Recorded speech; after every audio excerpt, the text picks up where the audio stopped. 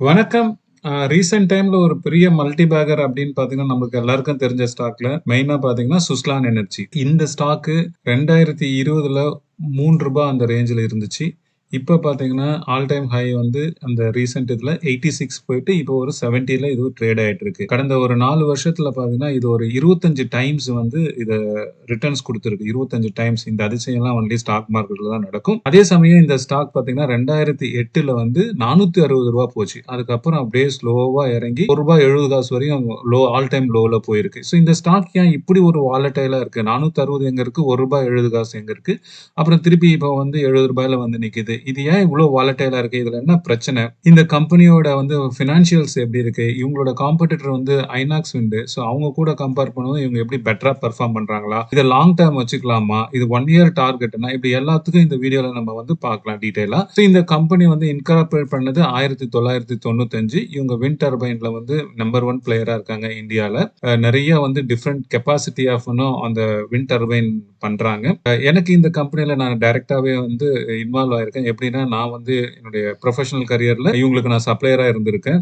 Pondicherry plant எல்லாம் நான் visit பண்ணியிருக்கேன். ஸோ இவங்களோட இப்போ ஆர்டர் புக் பார்த்தீங்கன்னா 5.1 கிகாவாட் வந்து கெப்பாசிட்டிக்கு வந்து ஆர்டர் இருக்கு. ஸோ வெரி குட் வந்து ஆர்டர் பைப்லைன் இருக்கு.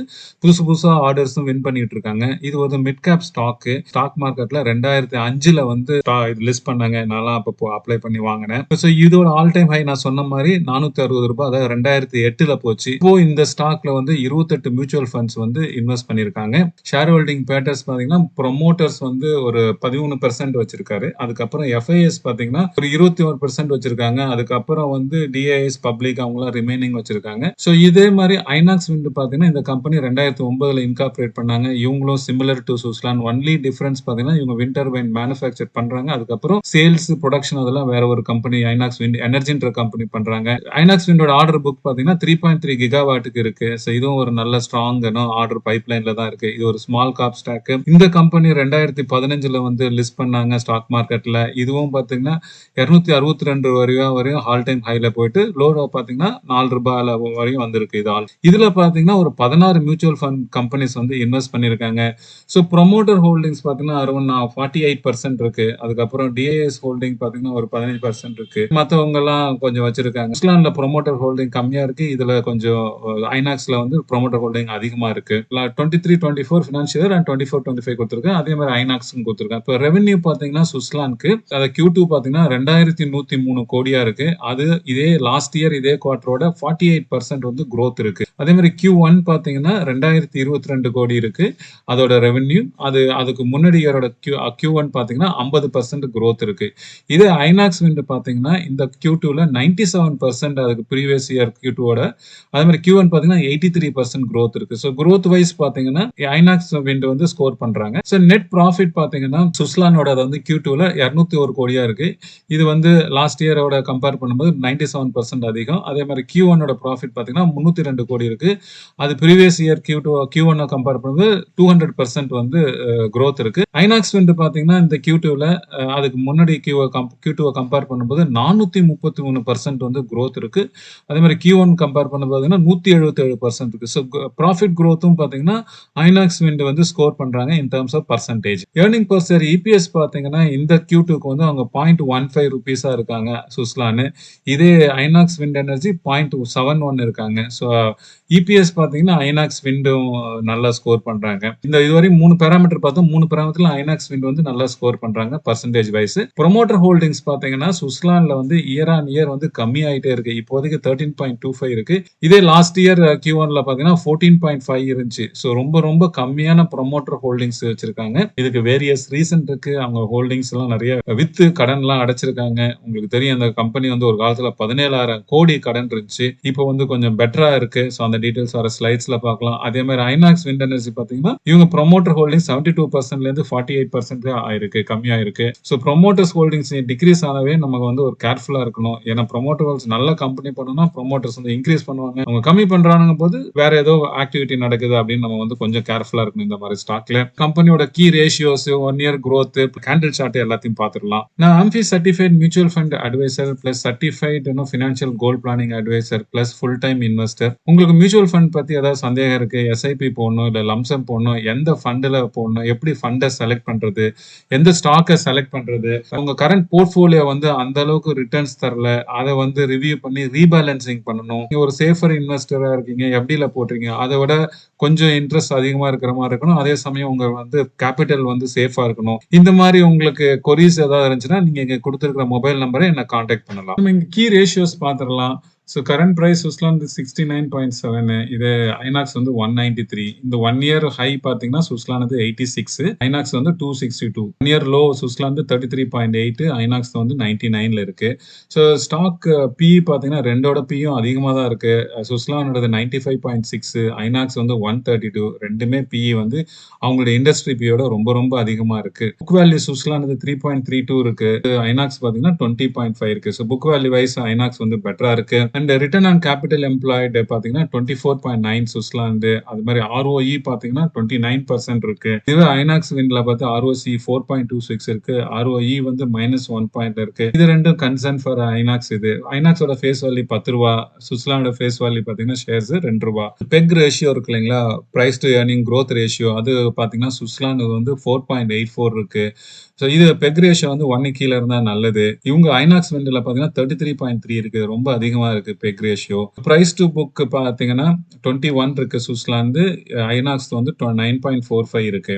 டெட் சுவிட்சர்லாந்து வந்து நான் சொன்னேன் இல்லைங்களா, ஒரு காலத்துல வந்து 17,000 கோடி வச்சிருந்தாங்க அப்படின்ட்டு. ஸோ இது இப்போ வந்து 277 கோடியா இருக்கு. அதே ஐநாக்ஸ்ல வந்து 3,543 கோடியா இருக்கு. ஸோ அது வந்து ஐநாக்ஸ்ல ஒரு கன்சர்ன். மேஜர் ரீசன் சுவிட்சர்லாந்து வந்து அவ்வளோ வேரியேஷன் இருக்கிறது பார்த்தீங்கன்னா மெயின் ரீசன் வந்து கடன் தான்.